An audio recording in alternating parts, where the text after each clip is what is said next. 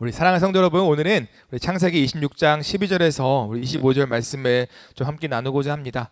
오늘의 말씀 제목은 이거예요. 이삭이 우물을 계속 판 이유라는 제목을 가지고 좀 함께 말씀을 나누고자 합니다. 여러분, 인생을 살면서 우리가 예상하지 못한 어떤 문제와 어려움, 어떤 고난을 경험해 본 적이 있으신가요? 그러니까 부딪혀 본 적이 있으신가요?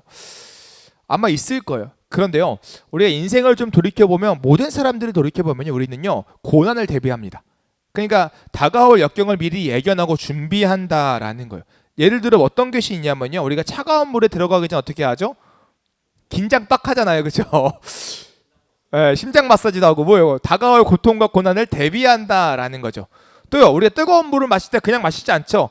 후후 불면서 식혀가면서 마시죠. 왜요?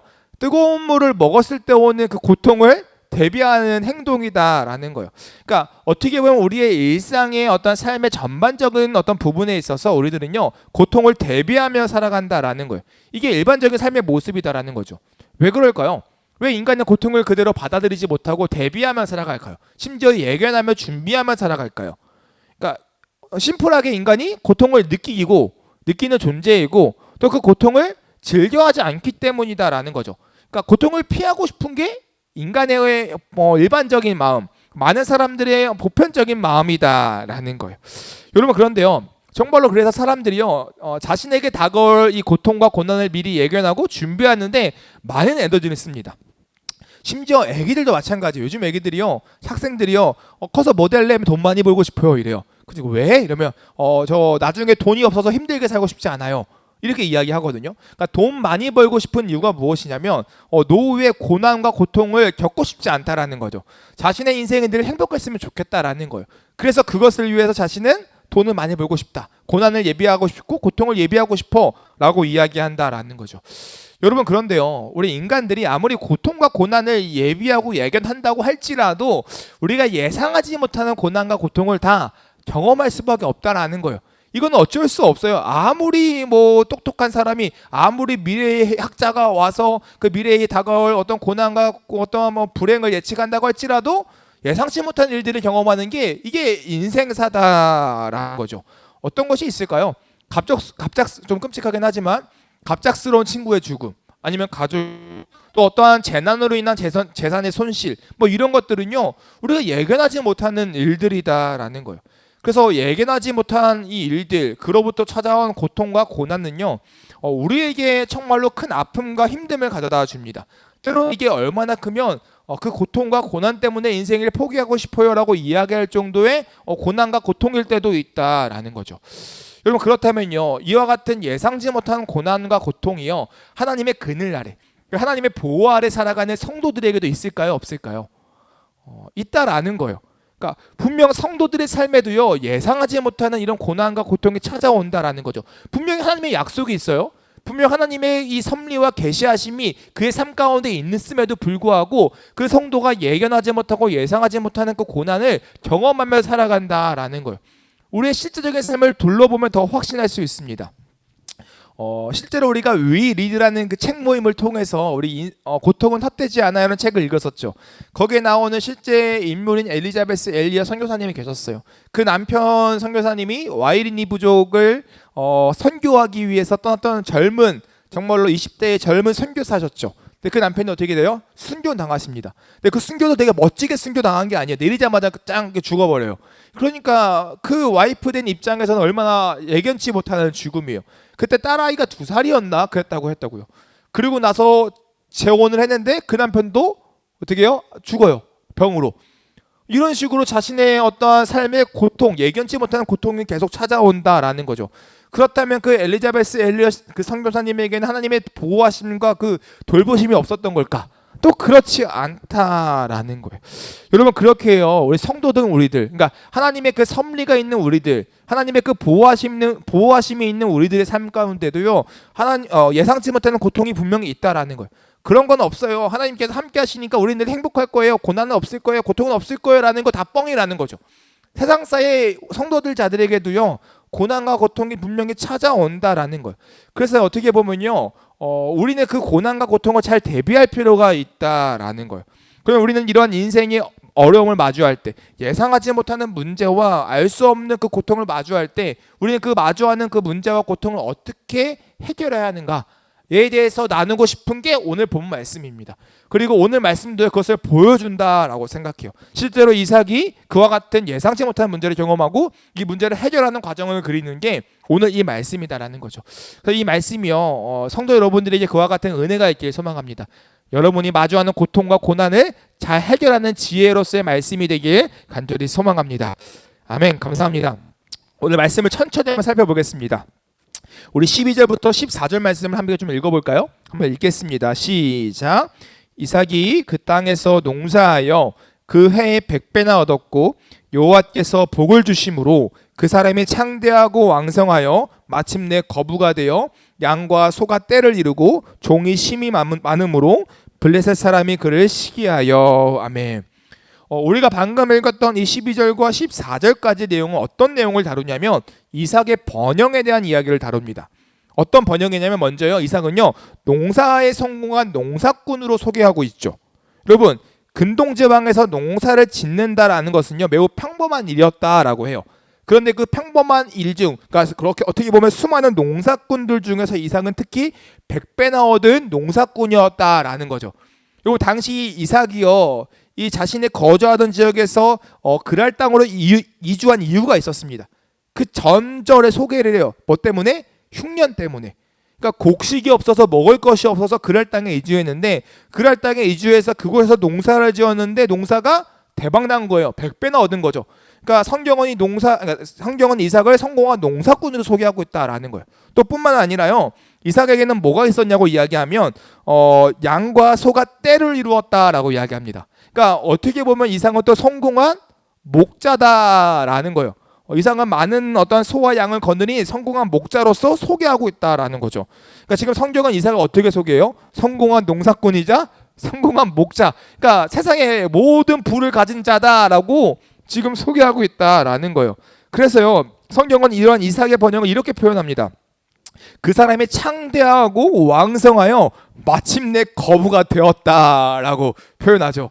여러분, 대박 아니에요? 이런 은혜가 여러분에게 간절히 소망합니다. 아멘, 아멘 해야 되는 거죠. 아니, 여러분이 물질적인 평안이 있었으면 좋겠다는 마음은 솔직히 있어요. 뭐 그게 꼭 인생에 필요한 거냐라는 건 아니지만 또 기왕 하나님께서 그런 은혜를 허락해 주시면 너무 감사하겠다는 마음이 있습니다. 어쨌든 다시 돌아와서 여러분, 이러한 이삭의 번영이 대체 무엇을 의미할까요? 어떤 걸 의미할까요? 어떤 걸 의미하냐면요, 이삭의 삶에 하나님이 개입하시고 이삭에게 복을 허락하셨다라는 것을 보여주는 것을 의미합니다. 그러니까 이것이 꼭 하나님의 개입하심이고 하나님께서 복 주셔서 이삭이 이렇게 말도 안 되게 성공한 농사꾼으로서 성공한 목자로서 살고 있어 라는 것을 보여준다라는 거예요. 그럼 물론요, 이것을요 보편적인 어떤 진리라고 여겨서는 안 됩니다. 그러니까 무슨 말이냐면 모든 번영이 하나님의 축복과 연관되어져 있어 라고 생각해서는 안 된다라는 거예요. 그러니까 이 땅에서의 물질의 풍요가 곧 하나님의 축복이다라는 것은 아니죠. 만약에 이것이 성립된다면 이 세상에 사는 모든 부자들이 어떤 거예요? 하나님의 축복 가운데 거하는 존재로 우리는 생각해야 합니다. 근데 그러지 않아요. 우리보다 물질이 많은 사람들이요, 세상의 부자들이 다 하나님을 믿는 건 아니다라는 거예요. 성경에서 등장하는 수많은 인물들도 그렇습니다. 실제로 이스라엘 백성들보다 더 잘 사는 민족들이 얼마나 많아요. 더 강한 민족들이 얼마나 많아요. 그런데 그들은 하나님의 백성이 아니다라는 거죠. 하나님을 섬기는 민족이 아니다라는 거예요. 하나님의 축복이 그들 가운데 있지 않다라는 거죠. 그러니까 물질의 번영은 곧 하나님의 축복이다라는 어떤 이것을요 보편적 진리로 생각해서는 안 된다라는 거예요. 그러나 그럼에도 불구하고 오늘 말씀이 우리에게 주시는 사실 한 가지는 분명한 것은 이삭이 누리는 이 번영만큼은 하나님의 축복이다라는 것을 이야기하고 있다라는 거예요. 여러분, 그래서요 12절에 특별히 이런 말씀을 언급하는 거예요. 추가로 어떻게 해요? 이삭이 그 땅에 농사하여 그의 100배나 얻었고 여호와께서 복을 주심으로라는 그 워딩을 기록하고 있다라는 거죠. 그러니까 물질의 번영이 곧 하나님의 축복은 아니지만 이삭이 이 물질의 번영, 인생의 번영을 누리는 이유는 무엇이다? 여호와께서 복을 주셨기 때문이야라는 사실을 기록하고 있다라는 거예요. 우리가 이것을 통해서 이삭의 번영은 곧 하나님의 복 주심이구나라는 것을 이해할 수 있다라는 거죠. 그리고 마찬가지입니다. 성도의 삶에는요, 성도의 인생에는요 이런 번영이 있을까요, 없을까요? 있어요.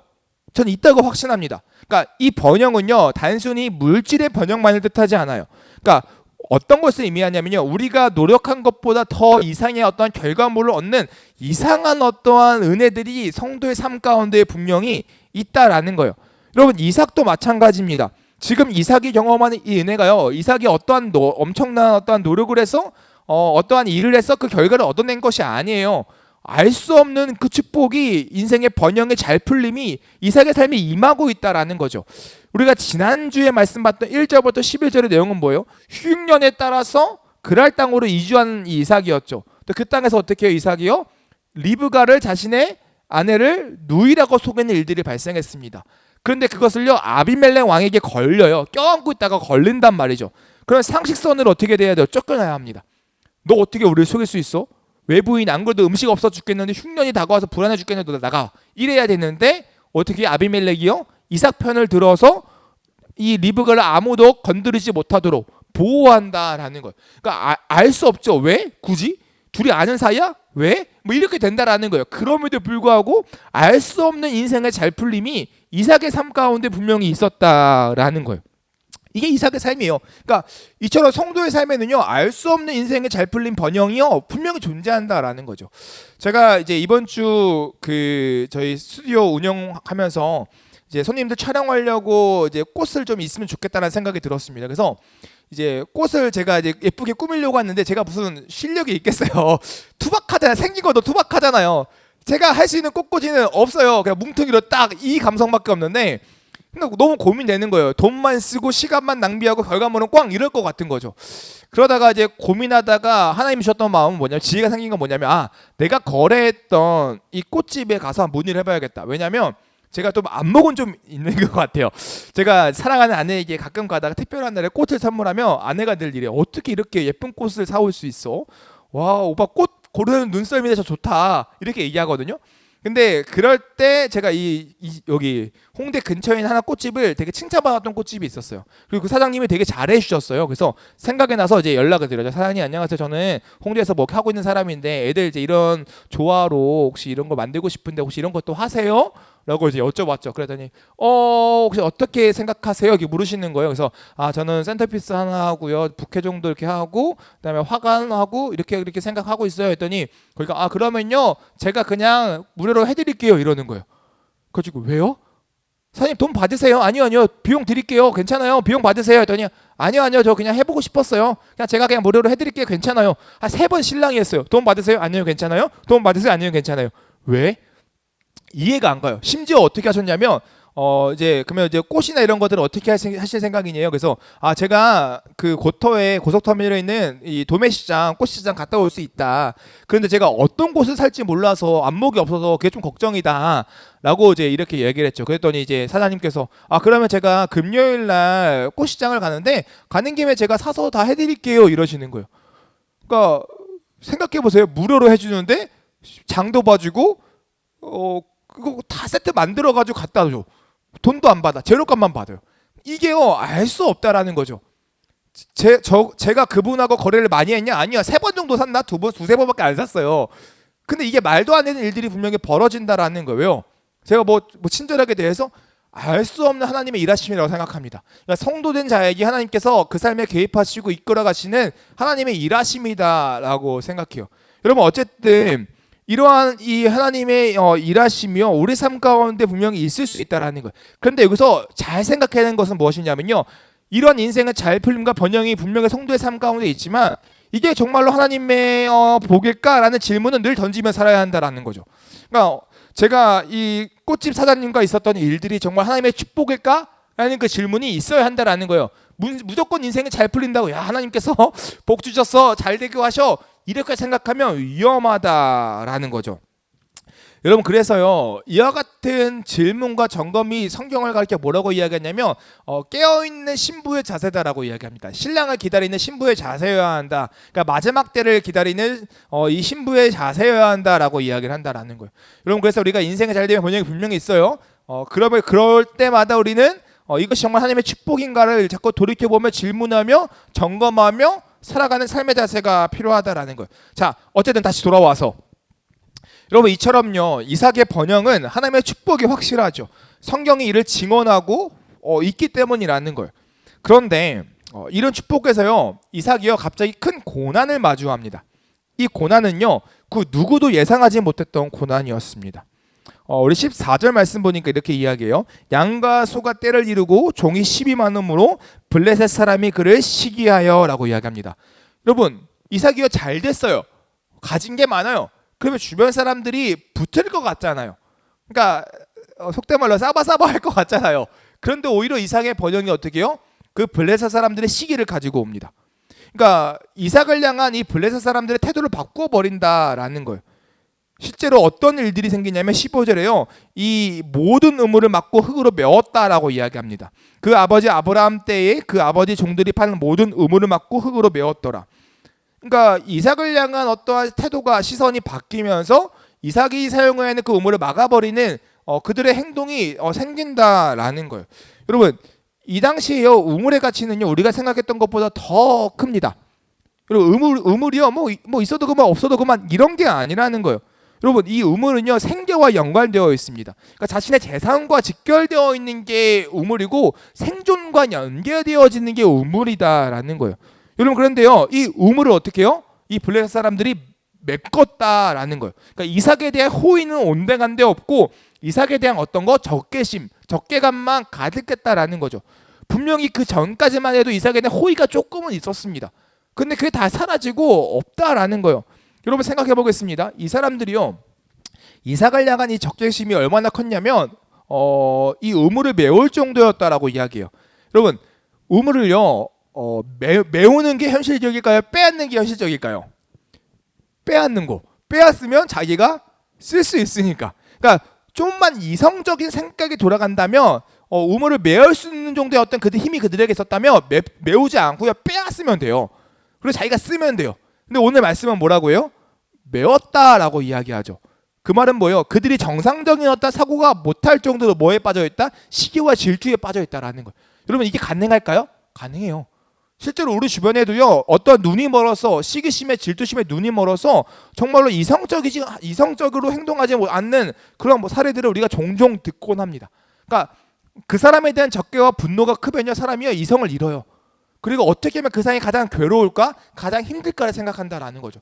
그리고 그렇게 행동한다라는 거예요. 지금 이 블레셋 사람들이 그렇게 행동하고 있다라는 거예요. 왜요? 이삭이 번영해서 시기에서 질투해서 말이에요.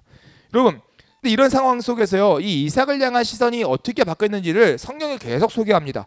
우리 16절 말씀인데요 16절 말씀 한번 같이 읽어보겠습니다. 읽겠습니다. 시작. 아비멜렉이 이삭에게 이르되 내가 우리보다 크게 강성한즉 우리를 떠나라. 여러분 이삭이요 아비멜렉을 찾아간 것 같아요. 아비멜렉이요 당신의 백성들이 내 우물을 다 메꿨어요 라고 얘기했더니 아비멜렉이 뭐라고요? 너 떠나 라고 이야기하는 거예요. 그 이유가 뭐예요? 너가 강성했으니까 너 떠나 라고 이야기하죠. 여러분 아비멜렉이 이삭에게 어떤 인물이었죠? 매우 호의적인 인물이었습니다. 심지어 이 아비멜렉을 속였을 때도 누구 편 들어줘요? 이삭 편 들어준다고요. 야 백성들 너 이삭 건드리지 마, 리브가 건드리지 마 이렇게 얘기했던 아비멜렉인데 이제 누구 편 들어요? 자기 백성들 편 든다고요. 너 그냥 떠나. 너 강성했잖아, 많이 커졌잖아, 너 그냥 나가 이렇게 이야기한다라고요. 여러분 이게요 이삭을 향한 이 블레셋 사람들, 글랄 사람들의 시선이자 태도였다라는 거예요. 여러분 우리는요 어떻게 보면 이해할 수 없습니다. 그러니까 일반적인 생각으로는요 우리가 강해지면 호의를 얻을 것 같고 우리가 약하면 호의를 잃어버릴 것 같아요. 그런데 오히려 이 이삭은요 이 블레셋 그랄 땅에서 강성하니까 호의를 잃어버리고 그들에게 어리석게 행동하고 그들을 속이고 그들을 기만할 때 오히려 호의를 받습니다. 그러니까 이상한 아이러니함이 그의 인생에 펼쳐진다라는 거예요. 그럼 이게요 진짜 아이러니한데요 이런 삶이 우리 삶 가운데 없을까라는 생각해봤거든요. 근데 있더라고요. 그러니까 신앙적으로도 있어요. 무슨 말이냐면 여러분 하나님 앞에 헌신하고 최선을 다하는 어떠한 이 선교사님들의 삶들을 보면요 순교하시는 분들도 계시잖아요. 그러니까 이해가 안 돼요. 그분들의 삶이요 좀 하나님께 축복해 주셔가지고 물질로서 안전하고 뭐 그렇게 살아가면 좋겠는데 매일 힘들게 선교하세요. 그리고 정말로 알 수 없는 큰 병도 걸리시고요. 그것 때문에 엄청 괴로워하시고 고생하시는 모습들을 정말로 심심치 않게 잘 많이 듣는 것 같아요. 근데 이해할 수 없죠. 구한 반면에 세상 가운데 잘 살아가는 하다가 그냥 초신자 막 신앙생활 시작한 사람들은 하나님께서요 알 수 없는 초신자의 축복이라고 우리는 우스갯소리로 얘기하잖아요. 그런 일들이 펼쳐진다라는 거죠. 우리가 생각하기에는 선교사님들이 더 하나님의 그늘 아래 더 잘된 번영이 있어야 될 것 같은데 그러지 않고 어떤 신앙의 초신자들이 더 그런 것들을 많이 누리는 것처럼 보일 때가 있다라는 거예요. 그러니까 여러분 이게 뭐예요? 이삭의 상황이 딱 그런 거예요. 이웃을 사랑하지 못했던 이 26장 1절과 11절 자기 중심으로 생각하여 자기의 생명을 보존하기 위해 리브가도 팔아넘기고 아비멜렉도 속이고 이랬던 그 이삭에게는 하나님께서 은혜를 더하셔서 아비멜렉이 이삭을 향한 호의를 갖게 하셨는데 이제는 어떻게요? 조금 성장해가지고 좀 부가 생기고 강성해졌는데 그때는 어떻게요? 모든 사람들 자신을 시기하고 질투하는 이상한 상황이 지금 이삭에게 펼쳐져 있다라는 거예요. 그러니까 이삭의 입장에서는요 이와 같은 상황이요 예상하지 못한 고난인 거죠. 내가 좀 이제 성공하고 하나님의 축복을 받았기 때문에 이 땅에서 내가 잘 풀릴 거야 라는 생각을 했는데 또 그 생각의 이유가 뭐예요? 그에겐 약속이 있으니까. 하나님께서 이 그랄 땅도 가나안 땅이 하나니까 가나안 땅도 자기에게 주실 거라고 약속하셨으니까 그 약속이 있으니까 또 그에 따라서 강성해졌으니까 기대감이 있는데 그 기대감 속에서 알 수 없는 예상치 못한 고난이 쫓겨나게 되는 고난이 찾아왔다라는 거죠. 이게 이삭의 상황이었어요. 여러분 그러면요 이런 상황 속에서 이삭이 어떻게 행동할까요? 어떻게 살아갈까요? 그게 17절 말씀인데요. 우리 17절 말씀부터 읽어보겠습니다. 읽겠습니다. 시작. 이삭이 그곳을 떠나 그랄 골짜기에 장막을 치고 거기 거류하며 라고 이야기합니다. 그러니까 이삭이 떠나요. 그러니까 그곳을 떠납니다. 여러분 이삭이 그곳을 떠날 이유가 있어요? 없어요? 없어요. 왜냐하면 이삭이 소유했던 그 우물은요 아브라함과 그랄 왕 아비멜렉이 맺었던 언약의 우물이었습니다. 우리 그것을 맹세의 우물이다라고 비엘세바라는 그 표현 속에서 말씀을 살펴봤었죠. 그러니까 그 우물의 소유는 아브라함의 약속을 이어 누구 거? 이삭 거예요. 그런데 그것을 떠나라고 이야기하는 거예요. 그러니까 말이 안 되는 거죠. 언약 파기예요. 약속 불이행이에요. 이삭은 따질 수 있어요. 근데 이삭은 그러지 아니하고 그것을 떠난다라는 거죠. 여러분 여기서 이삭의 우리가 달라진 점을 좀 볼 수 있습니다. 이삭이 그것을 따지지 않고 떠난 데는 이삭이 또 다른 이유가 있기 때문이라는 거예요. 계속 살펴보겠습니다. 이삭은요 그것을 떠나서 어떤 행동을 하냐면 우물을 다시 팝니다. 그게 18절 말씀이에요. 우리 18절 말씀인데 한번 같이 읽어보겠습니다. 시작.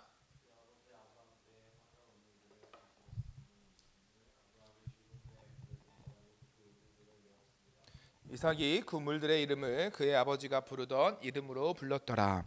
여러분 그것을 떠나서 이삭이 그랄 골짜기로 간 다음에 어떻게 해요? 우물을 다시 팠대요. 그리고 그 우물을 탔더니 우물이 생긴 거죠. 이것도 솔직히 너무 쉽게 이야기하는데 판다고 해서 우물이 나오는 것도 아니에요. 그런데 팠더니 우물이 나왔대요. 근데 그 우물의 이름을 뭐예요? 아버지가 부르던 이름으로 불렀다라고 이야기하는 거죠. 여기서 의미하는 바가 있습니다. 무엇이냐면 여러분 우물의 이름을 아버지가 팠던 우물의 이름과 동일하게 한다라는 것은요 그 우물에 대한 사용권이 나에게 있어라는 암묵적인 시위라는 거 투쟁이라는 거예요. 그러니까 이 아비멜렉 왕에게 이야기하는 거죠. 내가 그것을 떠나고 그랄 골짜기에 있다가 우물을 팠고 우물을 만들었는데 그게 아브라함이 사용했던 우물의 이름과 똑같아. 나도 이 우물이야 라고 이야기하는 것은 이 아비멜렉 왕에게 지적하는 거예요. 너 그러면 안 돼. 이거 우리 아버지와 너희 아비멜렉 왕이 맺었던 언약 중에 하나잖아 라는 것을 투쟁하고 이야기하고 있다라는 거예요. 싸움을 하고 있다라는 거죠. 여러분 그런데요 이 싸움 방식을 보면 좀 특이합니다. 그러니까 좀 특별해요. 그러니까 일반적이지 않다라는 거예요. 지금 당장 우물을 찾는 게 목적이라면 어떻게 해요? 아비멜렉 왕에게 따져 물어야 돼요. 왜냐하면 이삭이 강해졌어요. 그러니까 더 이상 약자가 아니죠. 강성해졌다라고요. 그러니까 곡식도 많고요, 양과 소들도 많고요, 심지어 종들이 많았다라고 이야기하거든요. 종은 약간 군사력과 연결되어져 있다라는 거죠. 그러니까 충분히 따질 수 있는 위치라는 거예요. 그리고 명분이 제일 중요하잖아. 근데 이삭에게는 명분이 명확하다라는 거죠. 그런데 이삭은요 따지지 않습니다. 따지지 않아요. 그냥 떠나서 우물을 판다는 거예요. 왜 그럴까요? 그러니까 이거에 대한 이유가 있다는 거예요. 이삭이 계속 우물을 판 이유가 대체 뭐냐라는 거죠. 예상치 못한 고난이 찾아왔을 때 이삭이 우물을 파요. 대체 그 이유가 뭘까라는 거예요. 그 목적이 단순히 우물을 찾는 데 있었다면 우물을 팔지 않았을 겁니다. 그리고 우물을 파더라도 그 이름을 아버지의 우물과 똑같이 하지 않았을 거예요. 그런데 이삭이 그렇게 했던 데에는 이유가 있다라는 거예요. 계속 말씀을 봐볼게요. 우리 그 다음에 어떤 일들이 일어나냐면 19절과 20절 말씀입니다. 이삭의 종들이 골짜기를 파서 샘 근원을 얻었더니 그랄 목자들이 이삭의 목자와 다투어 이르되 이 물은 우리의 것이라 하매 이삭이 그 다툼으로 말미암아 그 우물 이름을 에색이라 하였으며 라고 이야기합니다. 그러니까 이삭의 종들이요 그랄 골짜기에서 땅을 팠는데 또 그곳에서 우물을 얻었다라고 이야기하죠. 그런데 그때 그랄의 목자들이 이삭의 목자들을 가만두지 않습니다. 그 우물을 어떻게 해요? 빼앗으려고 해요. 그래서 이삭이요 그 우물의 이름을 뭐라고 하죠? 에색이다라고 이야기합니다. 에색. 이게 뭐예요? 다툼이라는 히브리어 뜻입니다. 그러니까 다툼이다라는 거예요. 그러니까 지금 이삭은 우물을 통해서 뭘 이야기하고 있는 거예요? 난 지금 다투고 있는 거야. 나는 나만의 싸움을 하고 있는 거야 라고 이야기하는 겁니다. 여러분 실제로 이삭이 다투고 있을까요? 아니에요. 전쟁을 일으키지 않습니다. 그냥 빼앗기는 거죠. 그러니까 객관적으로 저 멀리서 한간점 멀리서 보면요 싸우지 않아요. 열심히 쫓겨나서 또 우물을 팠는데 나오니까 또 뺏겨요. 그러니까 이삭은 어떻게 보면 그냥 뺏기는 사람이요. 다투고 있는 자가 아니다라는 거죠. 그럼에도 불구하고 이삭은 뭐라고 이야기해요? 다투고 있어. 다툼이야 라고 이야기한다라는 거예요. 그럼 이삭은 뭐 어떻게 다투고 있는 걸까요? 왜 다툰다? 왜 싸우고 있다라고 이야기하는 걸까요? 이게 궁금해야 한다라는 거죠. 여러분 이삭의 다툼은 무엇이냐면 우물의 소유권을 내가 얻느냐 얻지 못느냐의 그런 다툼이 아니라 어떤 다툼이냐면 약속에 대한 다툼이다라는 거예요. 약속에 대한 다툼. 여러분 이 우물에 대한 인연은요 앞서 아브라함과 그랄 백성들 사이에 있었던 일들을 살펴보아야 해요. 앞서요 창세기 21장 31절에서 아브라함과 이 아비멜렉이 서로 언약을 맺습니다. 그러니까 아비멜렉의 이 백성들이 아브라함의 우물을 빼앗자 아브라함이 아비멜렉에 따져묻죠. 너 이거 몰랐냐? 이랬더니 아비멜렉이 몰랐다. 그러면서 내가 맹세할게. 이러면서 맹세의 언약을 맺어요. 그래서 21장 31절 이렇게 이야기합니다. 두 사람이 거기서 서로 맹세하였으므로 그곳을 브에세바라 이름하였더라. 여러분 이 브에세바라는 이름의 해석이 되게 학자들마다 좀 다르긴 하지만 대표적으로 어떤 의미가 있냐면 맹세의 우물이다라는 의미가 있습니다. 맹세의 우물. 그러니까 무슨 말이에요? 지금 이것은 언약과 약속과 연결되어져 있다라는 거예요.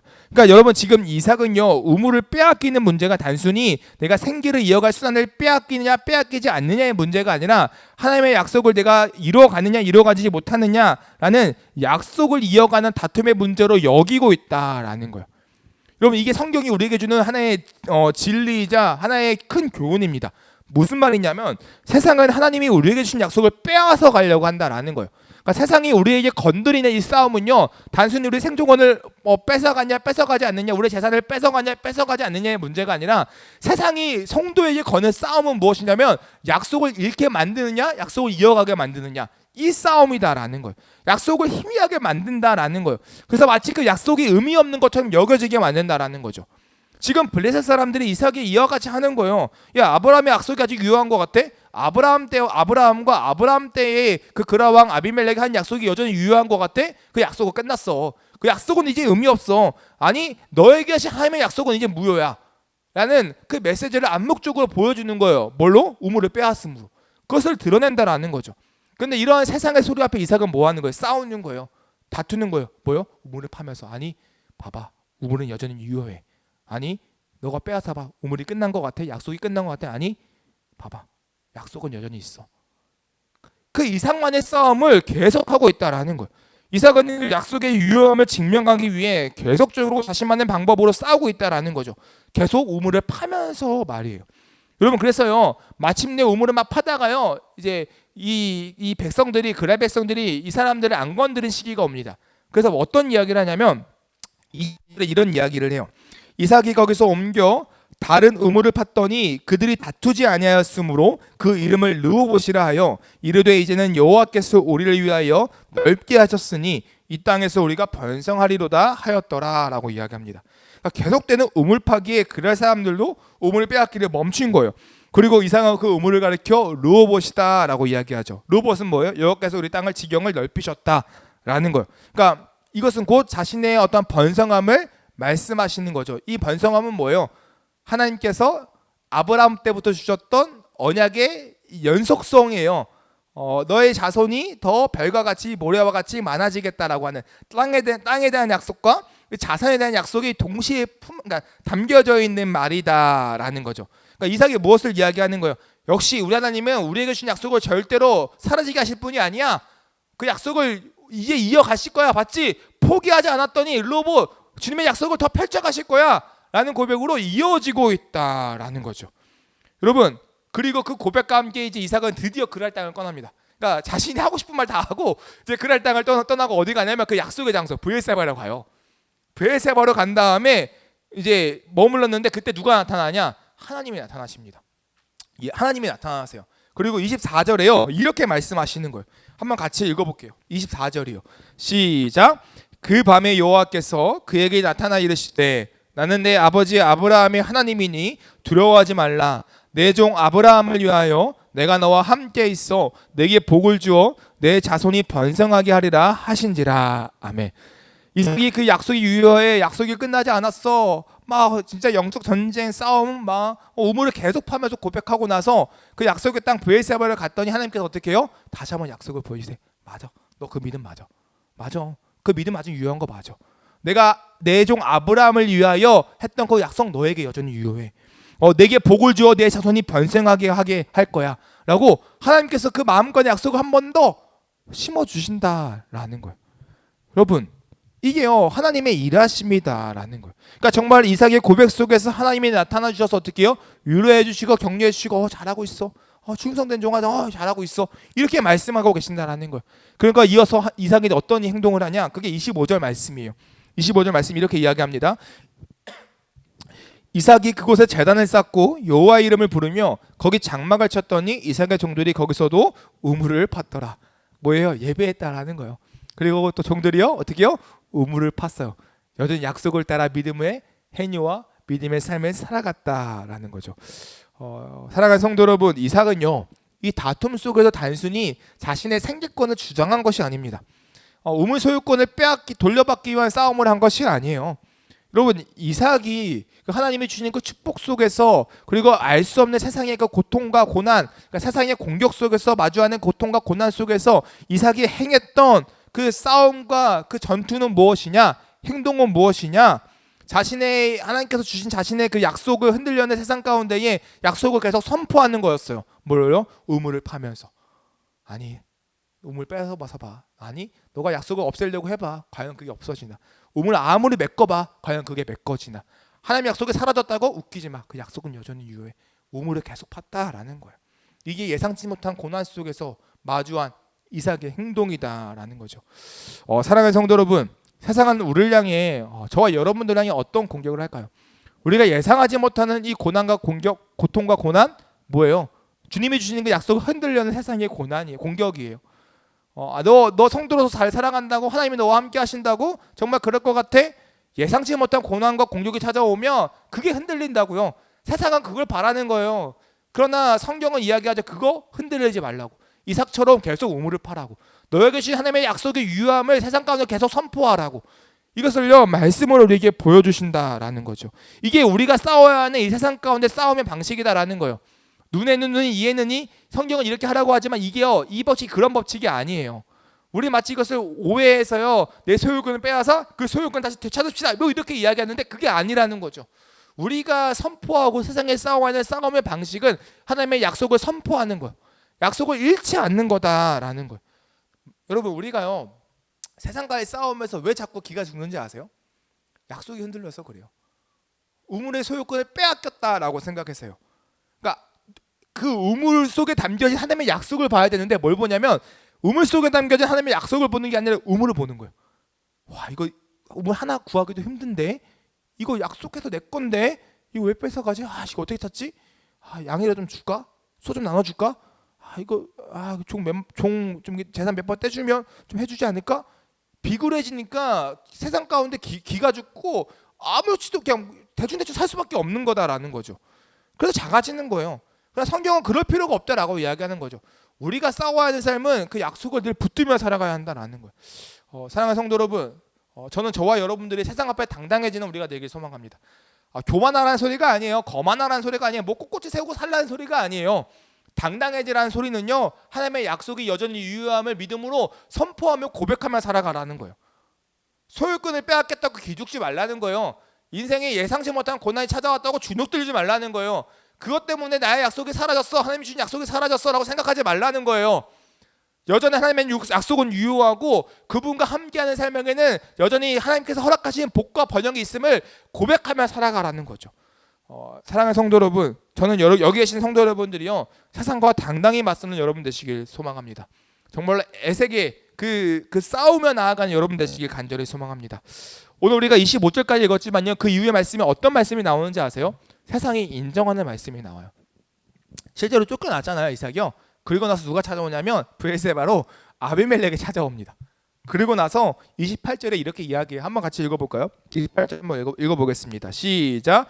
그들이 이르되 여호와께서 너와 함께 계심을 우리가 분명히 보았으므로 우리의 사이 곧 우리와 너 사이에 맹세하여 너와 계약을 맺으리라 말하였노라.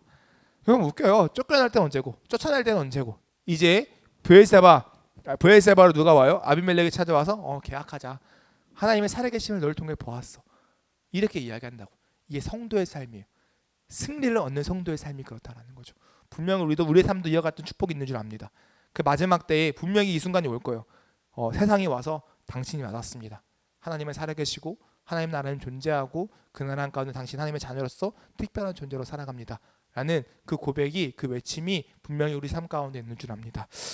사랑하는 성도 여러분, 전 여러분들이 당당히 살아가는 성도가 되었으면 좋겠습니다. 이삭이 우물을 계속 팠던 것처럼 여러분들 삶 가운데 마주하는 알 수 없는 수많은 고통과 고난 속에서, 그래서 때로는 그 약속이 흔들리는 어떤 위험 속에서 여러분 주저하지 마시고 낙심하지 마시고 여러분들만의 우물을 계속 파 나가는 여러분이 되었으면 좋겠습니다. 하나님 응답하시고 또 우리의 그 우물팜 가운데 세상이 고백할 거예요. 당신의 삶 가운데 하나님이 계셨습니다. 당신의 삶 하나님의 복이 있는 삶입니다. 라는 그 놀라운 일들이 사랑하는 성도 여러분의 삶 가운데 가득하길 축복합니다. 아멘.